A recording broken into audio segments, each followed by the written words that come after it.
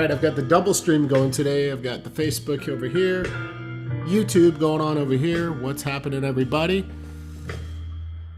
Let's talk about. I started this clip and then the stream and I had the volume on my computer, forgetting that the playback of the live stream was coming out. So that's what that was. That was a little weird. But at any rate, it's good to be here today. And I want to take a minute and talk about emotion in music. This is a topic that came up in class this Saturday. I taught that trying to stretch your money class. And, you know, if there's one thing you can say about William Clark, it's that he plays from pure emotion, the standpoint of just crazy emotion in his music. You can feel it and hear it in every single note. So I want to talk a little bit about how I bring that into my music, and maybe it'll help some people. Maybe you'll get a few ideas, or maybe you'll put some things in the chat box that some other folks can chew on and think about for their own playing. But in class, I talked about technique. So I want to take a minute and talk about this angle of space and technique first, and then maybe talk about some other strategies for how you can work on this topic. For me, this was the easiest thing to do. It came naturally to me to be emotional with my music. And that wasn't always a good thing, because in the beginning, I didn't have the technique to back it up. I didn't have the control. And so if you're a very emotional player and you feel the same way when I'm playing, I know I'm bringing in my heart and soul, but the harmonica is not giving me back what I'm putting in. That's time. That's developing skill and learning how to slow your breath down and relax so that your breathing doesn't go off. There's a lot of things that are happening. So relaxing the mind and getting your breath under control is a huge component of being able to play emotionally, in my opinion, because when you can get a hold of your breath and relax your mind, you can start to slow release all this emotion through the technique. I think of the technique as a way to funnel and focus our emotion. And think about a vibrato. Everyone knows that this technique is a very emotional sounding technique, right? And once it's steady, once you can just emote that vibrato, it sort of speaks for itself. But if you can begin to perceive the emotional value of the technique you play on a deeper level and interpret that as a feeling, you're getting somewhere. So space is a big part of it. People talk about it all the time, leave space in your music. But why? Besides the obvious that your playing won't be so cluttered, why else would you want to leave space in your music? For me, when you're not playing, you're as actively involved as when you are playing. So when I pause and I'm not playing, I'm as much into feeling what's going on as I am when I'm playing, so that I can get right back into it. And it leaves a moment for you to interpret what you just played and to actively listen to the band and be re-engaging with how you want to make your next musical statement. So space is a big one too. But if you focus on the elements of leaving space and just producing good tone and execution on a single technique, that can be enough to funnel that emotion. Like let's try to do this in real time with one thing William Clark does in that song, Trying to Stretch My Money, is he brings up the 4-draw bend really slowly. He unbends it into a 5-draw like this.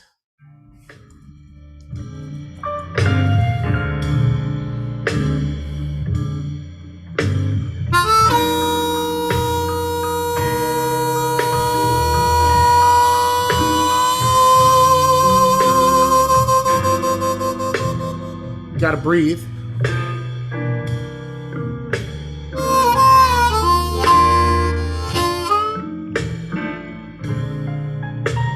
So there you go.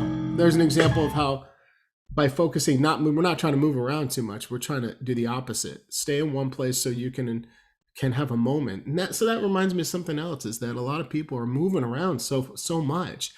No wonder you can't play emotionally. Some people can do that because they've developed the chops and the ability to move fast and still be articulate. But if you haven't done that, then slow down and start feeling what you're playing. It's my biggest tip to you. quiet out there. It's morning. It's, it's, at least where I am, it's 9:23 in the morning, and this is the time of day where I feel most creative and most like engaged in wanting to do things. So I wanted to come on and talk about this element of emotion in your music, and just give you something to kind of center your practice session around, so you're not arbitrarily just playing and going through the motions. You're trying to tap into the emotion of what you're doing. So again, just to recap, technique's a great way to do that. We're shaping sound, with our hands, and with technique like vibrato or tongue technique. Let that resonate for a minute before you move. Hold something.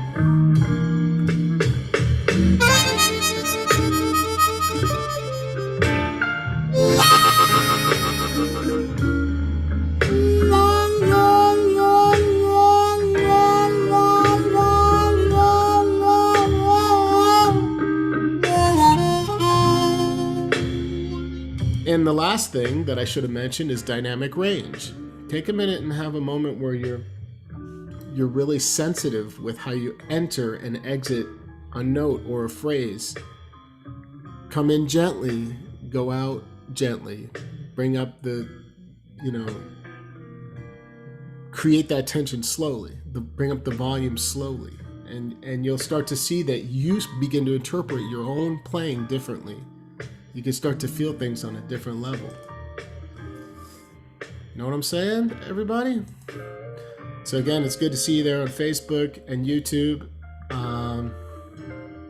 Let me just think for a minute. We talked a lot about technique, dynamic range, space in your music.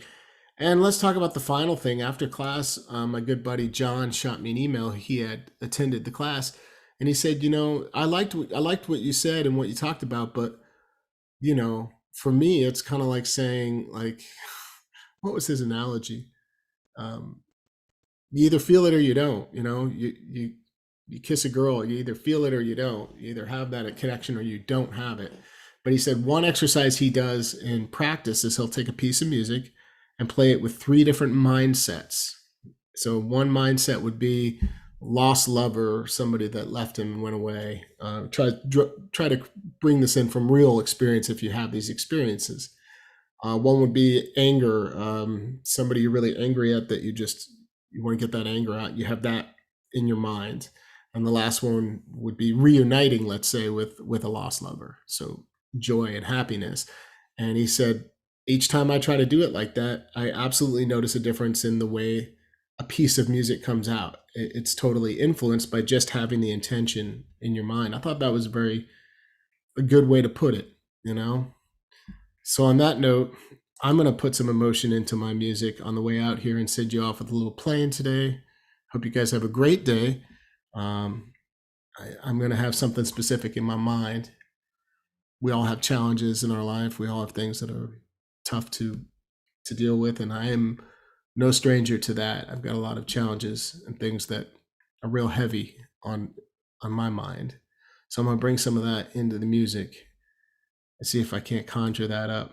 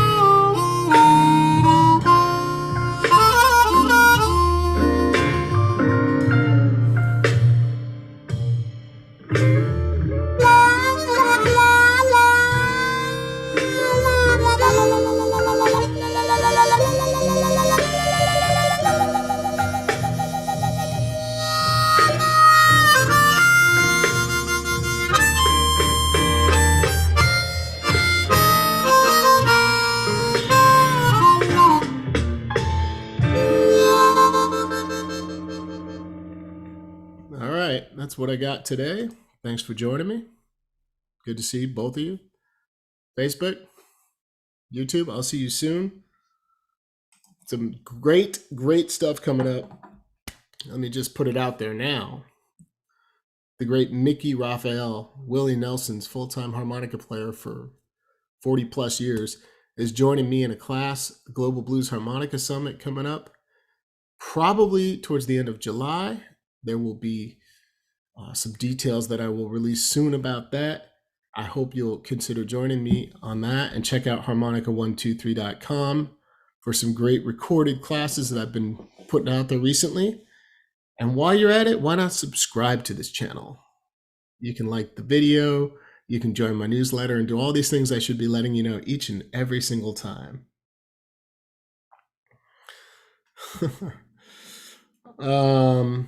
Thanks for the comments there. I see it. Hey, Rusty, I like that comment. Emotion in your playing is one way to develop your own tone. And I would say the opposite is true. Tone is a great way to develop emotion. Focusing on the tone you just create. They go hand in hand. That's a really good one. How do you play sadly when you're in a great mood? You know, that's funny you should ask that. I don't know how serious you are with that question, Jerry, but